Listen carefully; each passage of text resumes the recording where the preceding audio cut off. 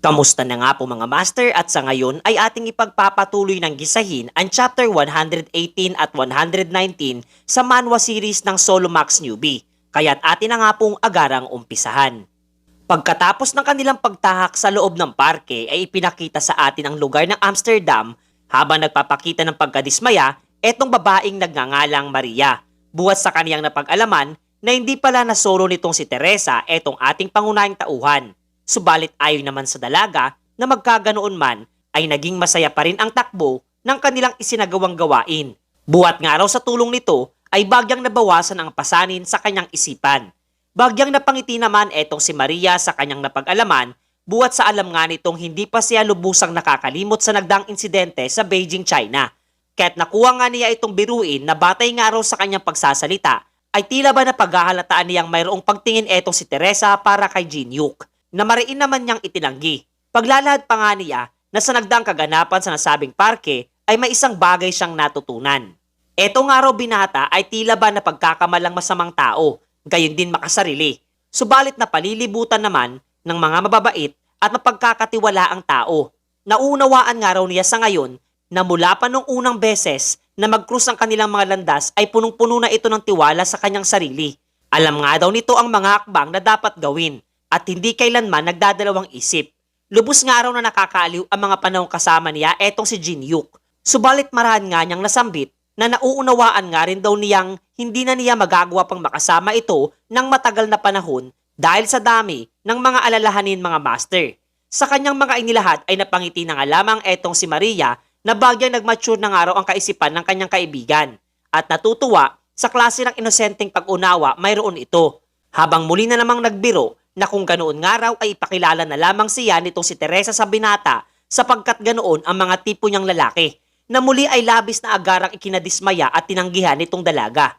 Hanggang sa maya-maya ay napuna nitong dalaga ang biglang pagbabago sa kulay ng kalangitan, kasabay ng pagyanig ng buong kalupaan. Ayon pa nga kay Maria ay tila ba napakalakas ng nasabing lindol.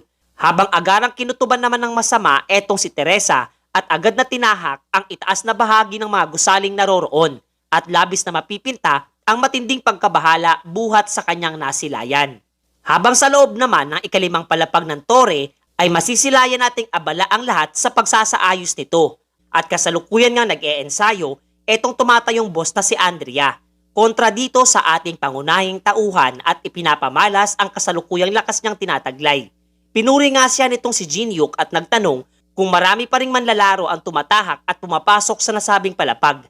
Na marang sinagot nito nang minsan ay oo. Subalit sa kabila nga daw ng kanilang mga lakas na tinataglay ay wala itong problema buhat sa dihamak na mas malakas na siya sa ngayon kasabay na pagpapakawala ng kanyang skill na tinatawag na ultimate strike of punishment.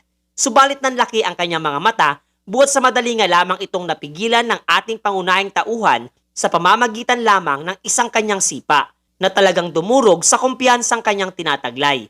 Ngunit sa kabila ng kanyang kabiguan ay alam nga nitong binata na literal na mas lalo pang lumakas etong si Andrea kumpara sa mga unang beses na kanya itong nakasama. Gayon din ay dihamak nga raw na mas maayos na ang nasabing palapag at hindi magtatagal ay mas lalong dadami pa ang populasyon ng kanyang puwersa.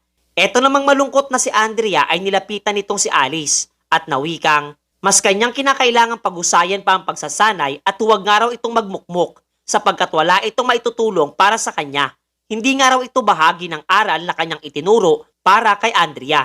Ang nasabing kaganapan naman ay pinagmamasdan nitong si Jin-Hyuk sa isang tabi at nawikang sa tulong nga daw nitong si Alice ay mas lalo pang bibilis ang paglago ng kakayahan, mayroon siya na makakatulong upang maging mahusay na boss ng ikalimang palapag ng tore. At maging etong si Belius nga raw ay nagsisimula na ring masanay sa bago nitong estado mula sa gabay nitong si Alice.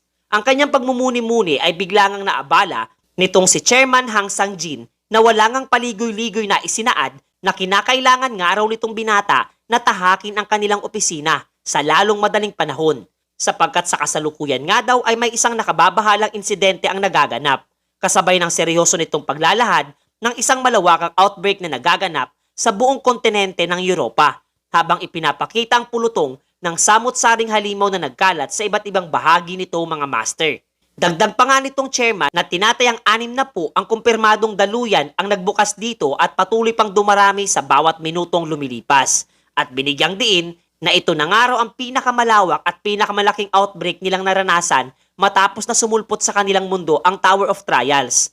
Sabay-sabay nga daw ang mga pagbubukas ng mga tarangkahan sa buong kontinente nito habang ang lahat ng mga guild sa Europa ay kasalukuyang bumuo na ng alyansa upang kaharapin ang mga halimaw na naroroon. Ngunit alam nga raw niyang hindi ito sasapat at magiging epektibo laban sa mga ito. Pagkatapos ay makikita ang labanang nagaganap sa panig ng puwersang militar ng Europa kontra sa mga halimaw na nagsisipaglabasan. Hindi nga gumagana ang mga bala ng baril laban sa mga ito at literal na nalalagay na sila sa lubang panganib. Do'y bigla na nga lamang nagkaroon ng isang napakalakas na apoy na agarang tinupok ang mga halimaw at nanlaki ang mga mata ng mga nasabing sundalo buhat sa isinaad nito na walang kwenta ang kanilang mga sandata laban sa mga naturang nilalang at binigyang diin na mas mahalaga sa ngayon na pagtuunan ng mga sundalo ang pagtulong sa pagpapalikas ng mga sibilyang naroroon at ito nga ay walang iba kundi si Maria ng Olympus Guild. Eto namang si Teresa ay nagsimula na ring idispatcha ang lahat ng mga halimaw na nasa kanyang daraanan kasabay ng pagbibigay hudyat sa kanyang kaibigan na maganda na para sa kanilang pag-atake na agaran ngang tumugon at ginamit ang mahay kaniya ng apoy na kapwa nga ay muling tinupok ang pulutong ng mga papasugod na mga halimaw. Masayang-masaya nga itong dalawa sa kombinasyon nilang isinasagawa na ayon pa kay Maria ay kaniya di umanong nakikita kay Teresa ang labis na pag-aalala buhat sa nagdaang outbreak sa Beijing at labis siyang umahanga sa klase ng determinasyon nitong tinataglay. Ngunit isang boses naman ang nagbigay ng matinding kilabot sa kanyang buong katawan habang nawikang isang araw siyang nasa antas ng advanced mage para sa isang tao. Naguguluhan nga itong si Maria sapagkat tila daw sa mga oras na iyon ay kinakapitan siya ng mahigpit ng lubang napakalakas na puwersa ng mana. Pagkatapos ay may isang halimaw na nagpakita sa kaniya at nagsagawa ng pag-atake.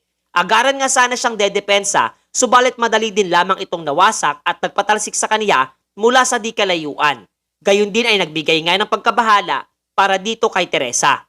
Ngunit wala na siyang oras upang mag-alala pa para sa kanyang kaibigan sapagkat maging siya ay pinuntirya na nga rin ito na kapwa nga direktang tumanggap ng pinsala at tumilapon papalayo sa lapag. Ayon nga sa nasabing halimaw, ay tunay nga raw ang impormasyon na ibinigay sa kanila sapagkat lubang napakatibay nga raw nito pagdating sa pakikipaglaban at do'y direktang isinaad na siya di umano ang kanyang pinakapakay habang isinasambit ang kanyang pangalan nitong halimaw na tinatawag na Grand Knight.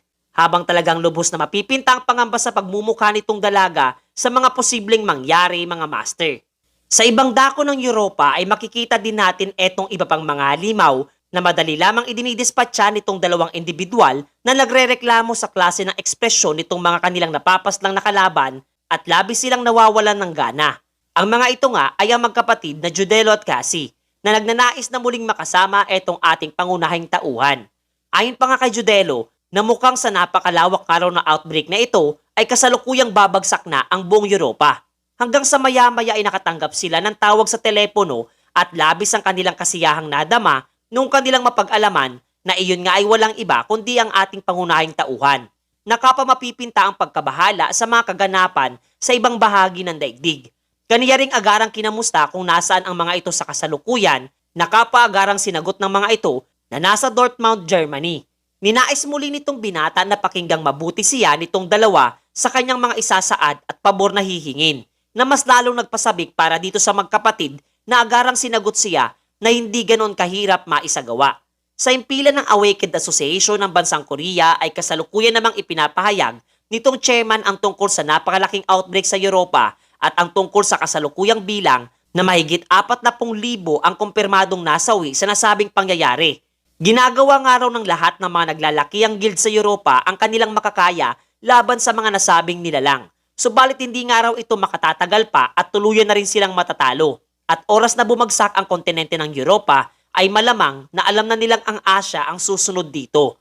Isang araw itong bigla ang pagpapadala sa kanila at nagsagawa ng pagyuko, tanda ng paggalang at pasasalamat sa kanilang pakikiisa. Kasama nga sa nasabing bilang ng mga awakeners na ipapadala ay etong sina Jinyuk pati na rin ang mga kaibigan niya at stalker.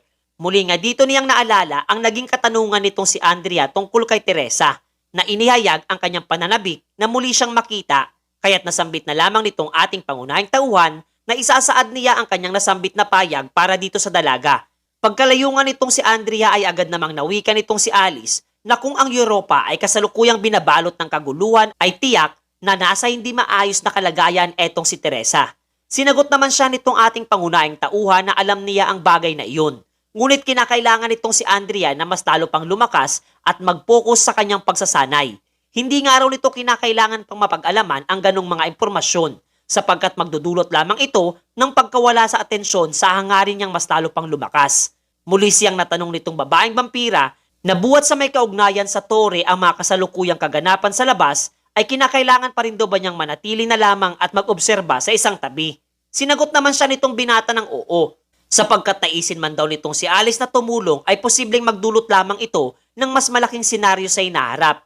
Kung kaya't nais niyang manatili na muna siya sa ikalimang palapag ng tore at ipagpatuloy ang pagsasanay para dito kay Andrea, na sinang-ayunan na lamang nito at isinaad na siya na ang bahala sa naturang palapag habang siya ay nasa labas ng Tower of Trials at kasalukuyan ngang nakikinig sa mga paghahanda, gayon din sa mga impormasyon sa mga kaganapan sa Europa mula sa magkapatid mga master.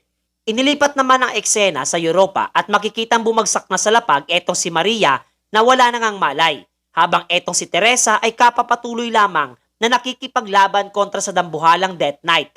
Naging mainit nga ang palitan ng kanilang mga pag-atake, kasabay ng pagpapakawala nitong dalaga ng kanyang skill na tinatawag na Divine Blade. Direkta nga itong sinalo ng nasabing halimaw at wala man lamang na idulot na anumang pinsala sa kanyang katawan.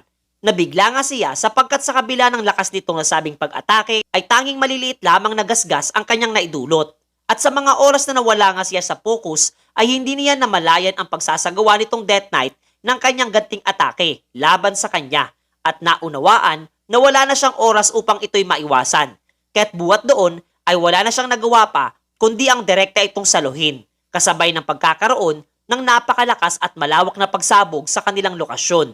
Pagkahawi ng makapal na usok ay naiwang mag-isang nakatayo etong Death Knight at pinagmamasdan etong si Teresa na tuluyan ang nawalan ng malay mula sa natanggap na pag-atake at nakandusay na rin sa lapag.